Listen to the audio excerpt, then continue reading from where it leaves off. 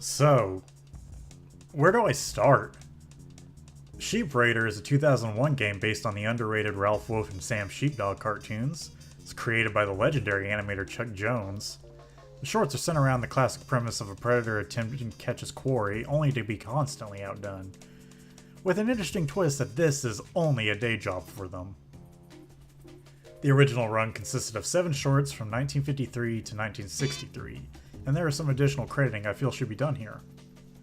The idea of a wolf trying to outsmart a sheepdog was directly inspired by The Sheepish Wolf, a Fritz Freleng cartoon. And then another credit due here is to Michael Maltese, who was a writer and storyboarder. Why do I say he's deserving of a credit? Clearly one would not be here without the other. So getting into the coyote would threaten to veer us off into the weeds, and I'm very prone to poison ivy, so while the design differences are subtle to the point of making the classic Mortal Kombat ninjas blush, oh, now he's Ermac, I'd like to get back to the subject at hand. Sam Sheepdog and Ralph Wolf are something special. Where most other rivals in animation were just that, rivals with occasional breaks in their antagonism, Ralph and Sam have always nearly been portrayed as friends.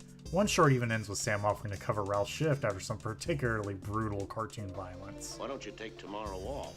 The two are typically not trotted out often, and Sam more so than Ralph. I mean, I get it. You don't want to confuse the uninitiated. The two did make it into Back in Action right here. And they did get 3 shorts in the run of Looney Tunes cartoons, so they aren't totally forgotten, just mostly. So, if the name Infogrames doesn't mean anything to you, they're a French holding company that formed in the early 80s. But it was in 1992 where their splash into the video game scene happened, with Alone in the Dark, which is a survival horror game which went on to be a heavy inspiration for Resident Evil. In the late 1990s, Infogrames managed to suss out a deal with the brothers Warner for the right to make and distribute Looney Tunes games, initially 4 to 5 games. But the deal was renegotiated in 1999 to extend this deal by 5 years and a staggering 20 titles. Parallel to this deal, Infogrames went on a spending spree, buying up rights and IPs in a bit of aggressive expansion. Which worked out in the long run as the company restructured and rebranded themselves in 2003 as the industry giant Atari. I won't delve too much further into the subject either, but as a fun aside, Night Dive Studios, who worked on Legacy of Rust, is a subsidiary of Atari, so I'm accidentally following a pattern here. So, to the game proper. We get this opening cutscene which I find surprisingly cinematic. I know Metal Gear Solid helped, but for a little old Looney Tunes game? Oh my god, a Matrix homage, this really is 2001. Reprising his role as a game show host from the Ducksters in 1950, Daffy takes Ralph under his wing to steal sheep as a game show. So we're dropped into the starting area, a few ominous signs, and oh, choices. No. No? No. Then after folding to peer pressure and the TBI, we step over the line and...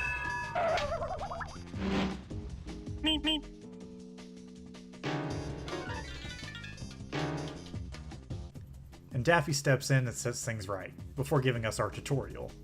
Camera, controls, all the usual. He also makes fun of us for missing this jump.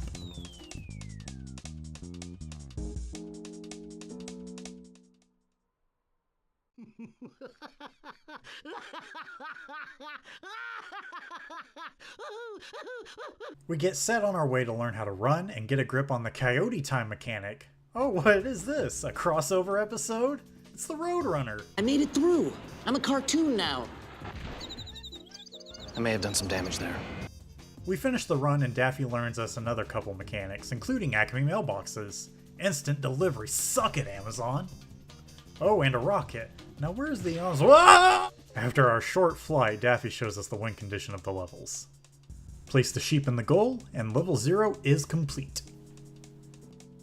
This is good set dressing for a video game for it to be themed after TV. We even have plenty of familiar faces in the audience.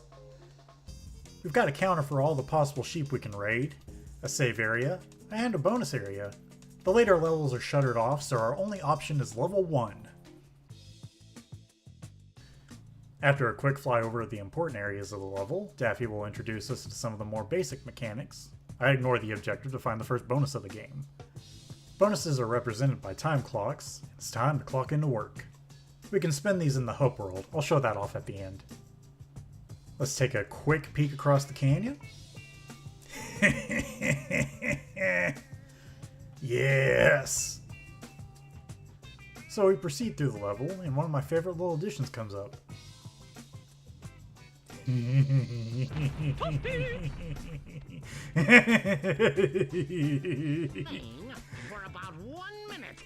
We take our slap on the wrist and go meet Porky.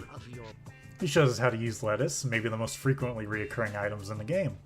It's used to lure sheep and can be left in a trail or in one spot to keep the sheep from getting into trouble. So we sneak up behind Sam, which is a total freebie. We get across the bridge, and I have one bit of unfinished business before we hightail it out of this level.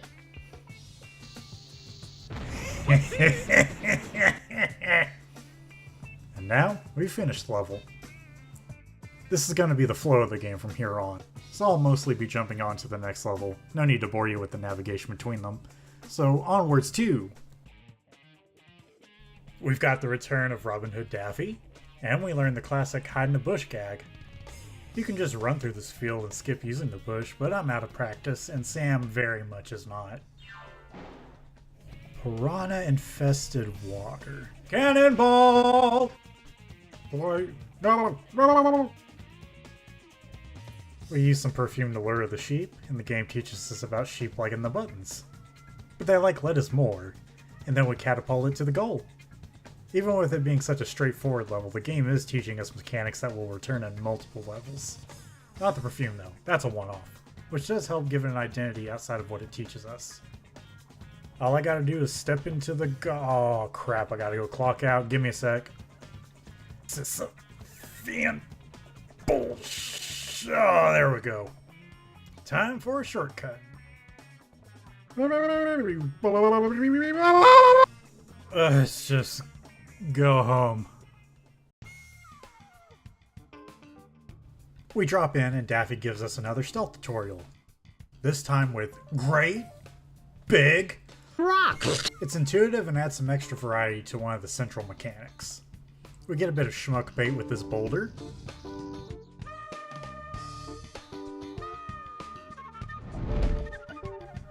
This game is hilarious.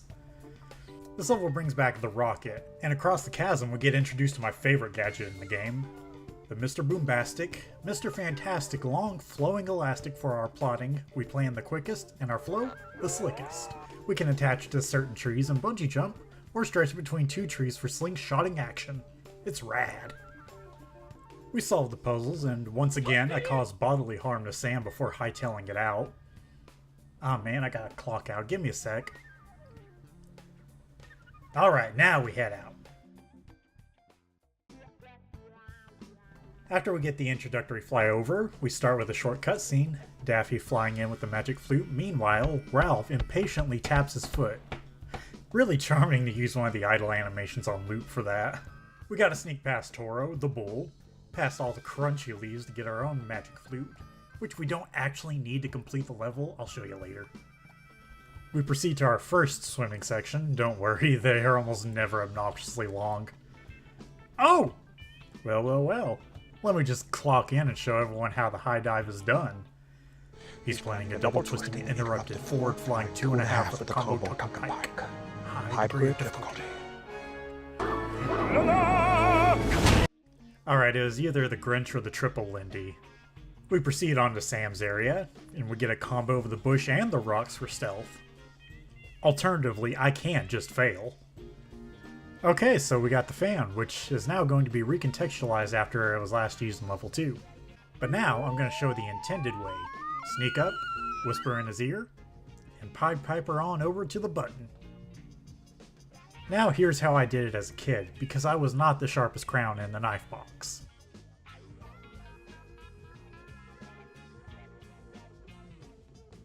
He just let me take it. What is he, stupid? And now we use the fan to return from whence we came, which is perfectly cartoony logic.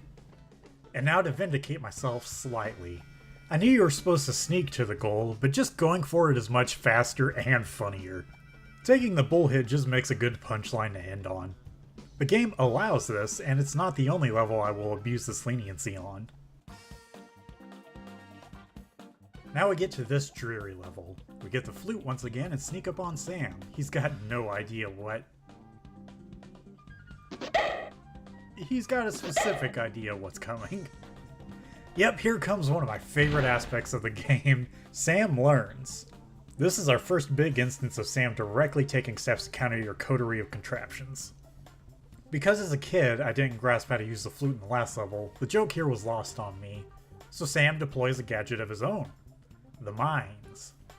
They let out a pulse every few seconds that, if you touch, will blow up, but as we'll soon see, they will be turned to our advantage. So we sneak past Sam in a bit of tight stealth, and come across Daffy giving us the cold shoulder. Venturing up ahead, we find more lettuce and a hairdryer, so we can come back to Daff and warm him right up. In return, he teaches us how to disarm mines. I'm sure that won't have any lasting repercussions for you, Daff. It's the little things. His idle animation stops when you blow him up. That's just fantastic. Moving on, we are introduced to the catapult, which yet again will come back later. Just a sec, I need to go clock out first. Okay, here we go. Okay, we've fallen with style, got the sheep to the goal. I just have one more piece of unfinished business. The quarterback is toast. Let's get out of here.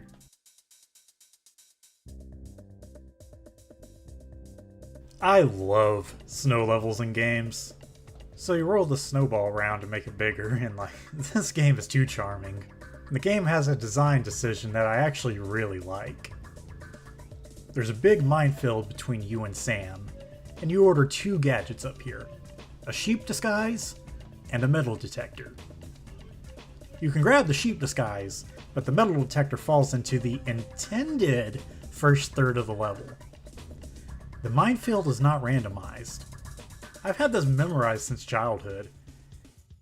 Okay, so my memory is a little rusty.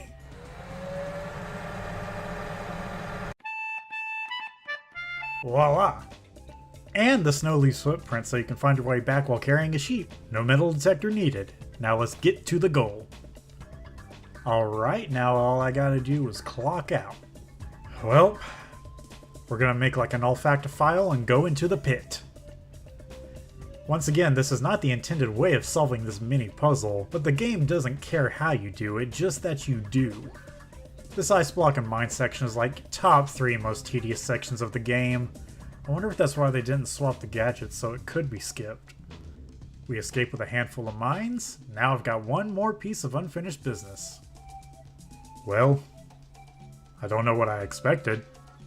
Oh, come on!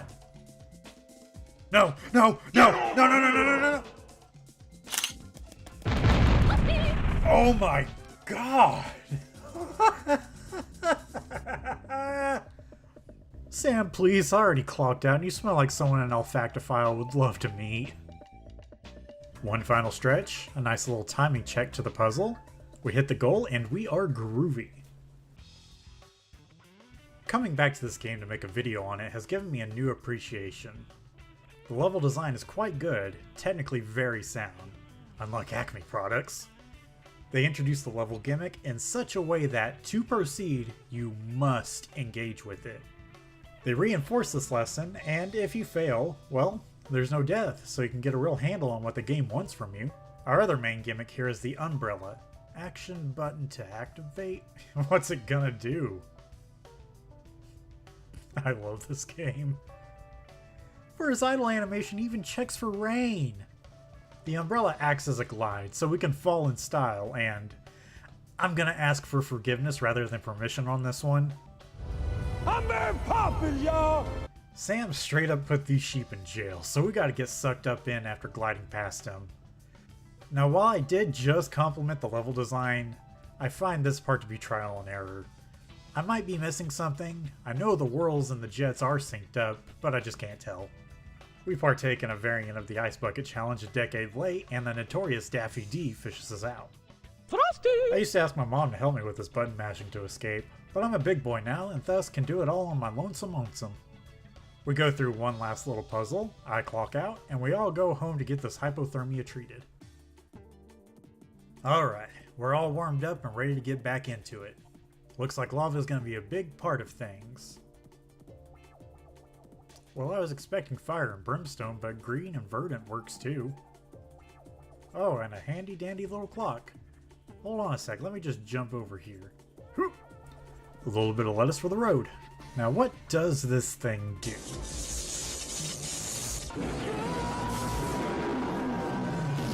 We have gotten lost in time.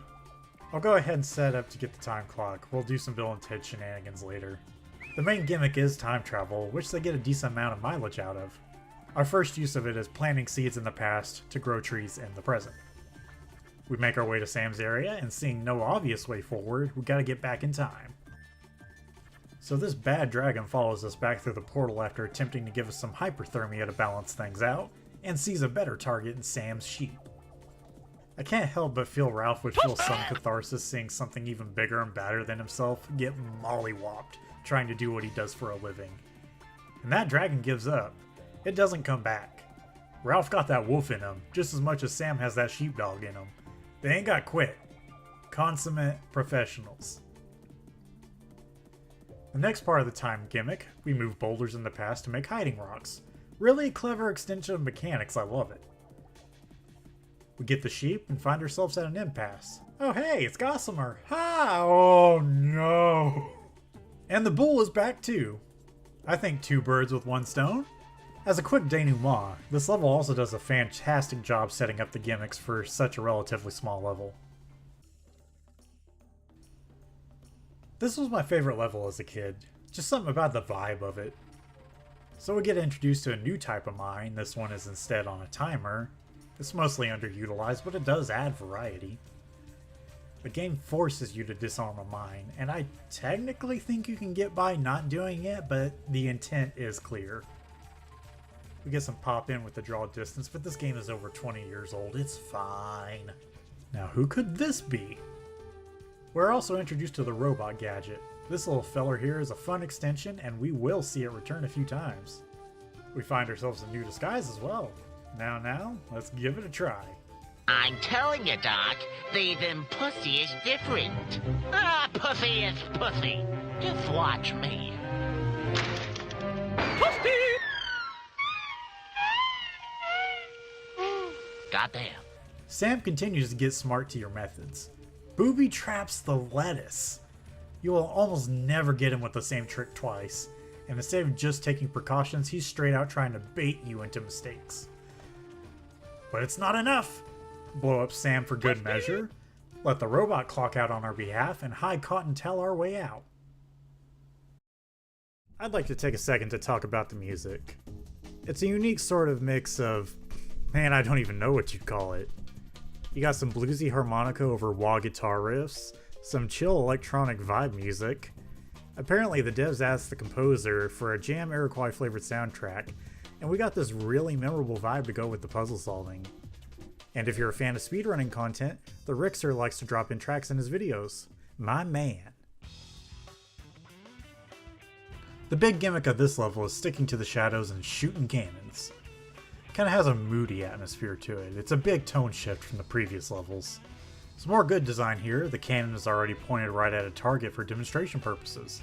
I always found this level a little tedious because pushing around these pipes to redirect a cannonball feels slow, especially when you have to duck into the shadows to avoid getting blasted. It's a well communicated gimmick, but not an especially fun one, which drags down the level overall. The big goal is to get these bees into one hive and goad them into attacking Sam with the help of a jar of honey. Word of caution, they will attack you, non-fatally. So we set that up. This is only the second time the game outright designs for you to cause harm to Sam, though I have been taking every chance I can. And it keeps getting funnier every single time I see it! I feel a little bad, but let me see if I can't smoke him out for him.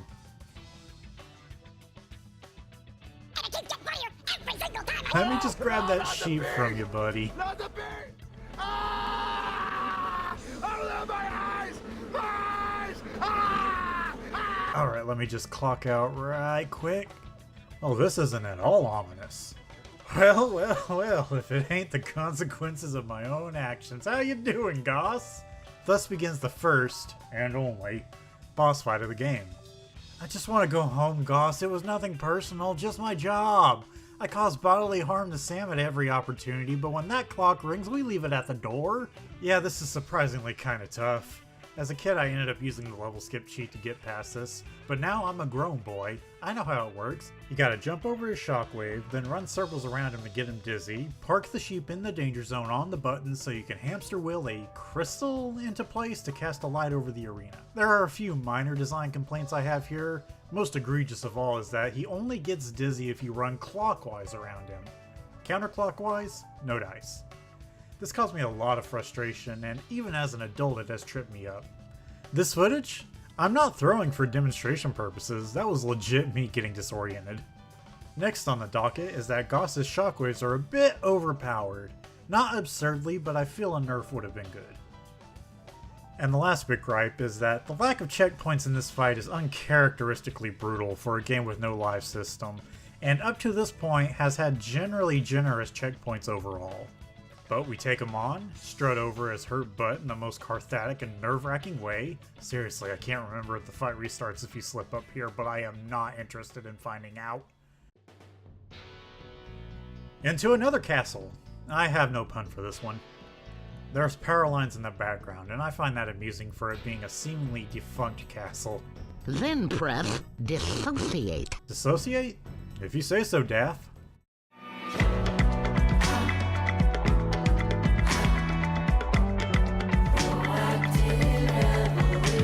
So the big gimmick is combining a fishing pole with other gadgets. Great extension for the lettuce and the new magnet gadget. This is another slower pace level, I feel, which combined with the previous level kinda creates a slump in the pacing here in the middle. Not that it's a bad level, it has one of my favorite puzzle solutions in the game, just that it is burdened with being a slow level after a slower level. So we clock in, grab a sheep, commit violence upon Sam, and now we're in the back half of the level. The other gimmick of this level is these treadmills powering floating platforms. No in-lore reason, just there. And the triumphant return of the robot. Without spoiling too much, I think the ultimate solution at the end of this puzzle is very clever with how it uses the level gimmicks. With that, the pacing slump is over and we enter maybe the most mechanically unique level and one of my personal favorites. So we hit the mailbox and make our way into the hedge maze. The game just out of nowhere decides, ghosts! And they take this golden opportunity to make this opening section a Pac-Man send-up, collecting batteries to bust these ghosts. We have to make it to the center pin and activate another mailbox, this time for a ghost disguise. Because much like Knuckles said, there's no such thing as a friendly ghost. You've called down the thunder. Now get ready for the boom! And they will literally flex on us.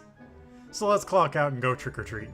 Turns out they are pretty friendly, but only to other ghosts. I do not like the optics of putting on a bedsheet, but whatever. We get a mandatory rhythm game section.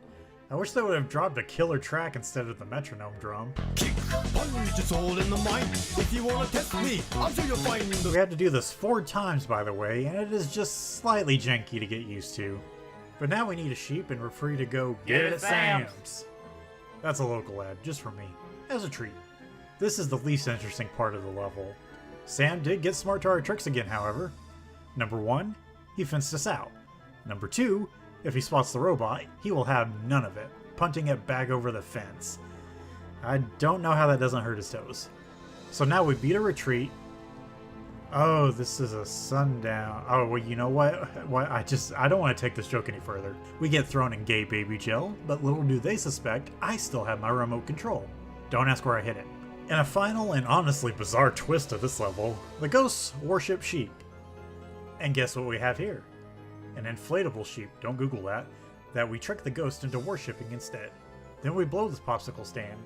This might be the most mechanically varied level in the whole game. And they didn't make the ghost level level 13. If you hadn't caught on by now, the game has been following a loose seasons theme with its levels. And we're well into summer now, with the obligatory beach episode. Of all the levels, I feel like this is the closest to a quote-unquote final exam. So many gadgets and mechanics return here.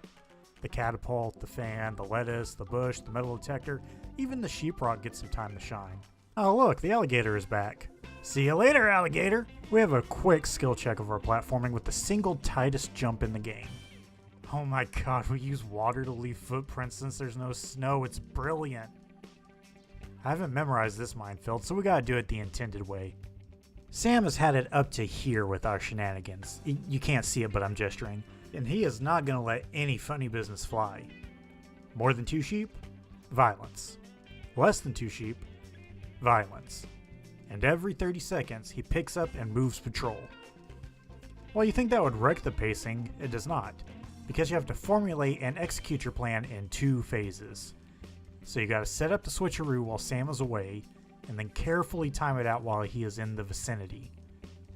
It's just this really good cross-section of gadgets and mechanics you've learned to use over the course of the game. So we make our escape, and we get an honest-to-God set piece where we are fired upon with cannons. And pray tell who is behind it? Why, it's Yosemite Sam, Pirate Captain. And we get a second use of the metal detector. While you think that would wreck the pacing, you'd be absolutely right. These gold coins spawn in order, so you have to find them in order. So while the treasure hunting on the beach is a cute idea, it does overstay its welcome. They did make sure to include a second metal detector for any smart alecks that memorize the minefield. Oh hey, look who's on the money. Must be fool's gold. So we bait Sam, Yosemite, not Sam, Sheepdog, into super gay baby jail. Mercifully taunting him does not cause a death, despite him still packing heat. And speaking of packing heat, we got ourselves a genuine cannon to load up, and only one target. I'm sure this won't have any repercussions. It's really cool that they play with the format of the main goal like that, and the Fool's Word is as good as gold here, so we move on. Since we just finished the penultimate level, let's take a little walk down memory lane before we get that last sheep. Oh, and as a kid, sometimes I go through the backside of doors just for a well, son of a b. The second secret level. Second implies a first, but I'm doing it this way because that's how I found it as a kid. This is essentially level 8, but on hard mode. It's testing you for a mark of mastery on the time travel gimmick. I am a bit sour on this level. However, I did fail to solve a key part of the opening puzzle, which would have massively streamlined the whole thing. I'm frustrated at myself, but also impressed that I have once again broken the intended structure of a level. But anyway, there really isn't much to this level besides time-traveling tree shenanigans, so I'll let you play this one out for yourself. I'm not going to show you how to get to this one, it's a secret. This is the level I am least familiar with overall. It's got a nice dreary atmosphere though, I should play it more often. It's the Return of the Elastic. Once again, this is checking to see how well you learned a level gimmick. Oh, Toro is back. Bye, Toro! We never see him again. I'm sure he's fine. He's a cartoon. And that's revenge for what he did to us back in level 4. We get over to Sam, steal the sheep, hop on the raft where the current will begin.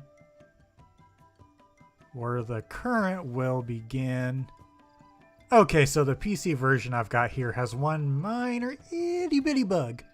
And this has ran perfectly with this one exception. The current is supposed to carry the raft downstream, and it's all about your timing to open the gates. I know how to do this level. Let me pull up the map. So we go here, park the sheep on the raft, we hop on the button here, and I let the sheep through. Hightail it over here to this button so it doesn't veer off course, then over to this button to let it through again. Cannonball into the water, swim under the grate, catch the raft, take it back to the shore, Bob's your uncle. Slingshot the sheep over to the bull area, sneak past to the catapult, arm the catapult, and stab the cook. But this is predicated on the current working. I've read that this can be fixed by capping your frame rate as the game originally ran somewhere around 20 frames per second, but I'm not super tech savvy, which is why I'm still a console peasant. So what do? That's right, we're gonna cheat. Well, first, we clock out, and then... Big shout out to the Sheepdog and Wolf speedrunning community. I'm using the route from number 84. It takes me a few tries, but I'm able to yoink the sheep past the fence and finish the level to make that sheep counter go down. Alright, here we are. The final level. If this looks familiar, you've got a good memory. As far as I can tell, this is the same skybox from the tutorial, and same Desert Canyon aesthetic. This is not beating the Wile E ripoff allegations. Anyway, the central gimmick is this train you can stop and hop on to get to other parts of the level. Oh hey look, a wanted poster. Back to the game, we get a sheep disguise again, and we can also rematch with the Roadrunner. And you can actually win under the right circumstances. I think you might be required to win if you play the level as intended. After a few failures where Sam realizes something is amiss, I managed to eke out this last win. So, there were unforeseen consequences. We have screwed over Marvin the Martian, so he and K9 abduct us to fix the mistake. Also, I find it weird that this is the only cutscene with dialogue without subtitles. So now, we go to the last place that hasn't been corrupted by capitalism.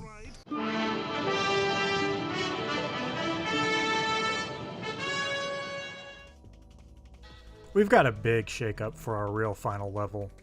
We are dropped into a massive level, with the goal of recapturing the instant Martians we accidentally knocked over. Sidebar of Marvin, he recaptured all but like 10 of these guys out of an entire army. I've never played Ape Escape, but I'm getting the feeling that this is inspired by it.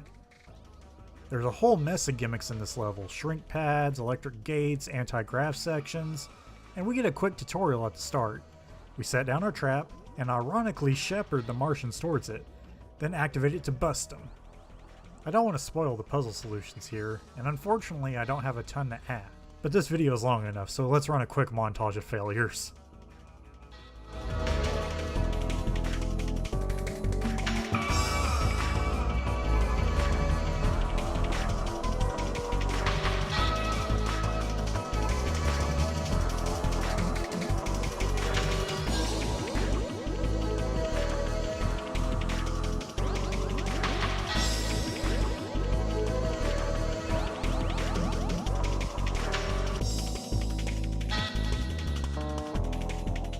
So we hand over the last of the forces, and in return Marvin does not shoot us in the face and hands over the blackened sheep from level 13. The game show is won, and before getting ready for some mutton chops, you can see some minor details around Ralph's home, including a photo of Wile E. I guess they're friends. So we put the sheep down to finish the game, and...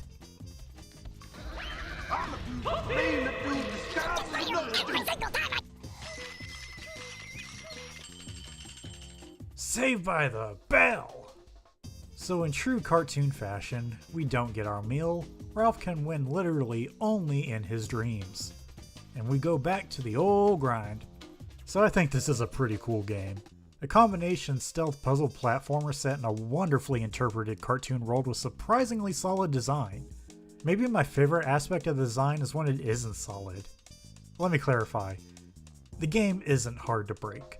But with how clearly the solutions are hinted and the fact that all the game cares about is getting the sheep into the circle with you, it just kind of works so well for me. As previously mentioned, I'd broken sequence several times as a dumb kid, but the game allowed it. By not being airtight, it has allowed for a level of freedom and experimentation that is just plain fun.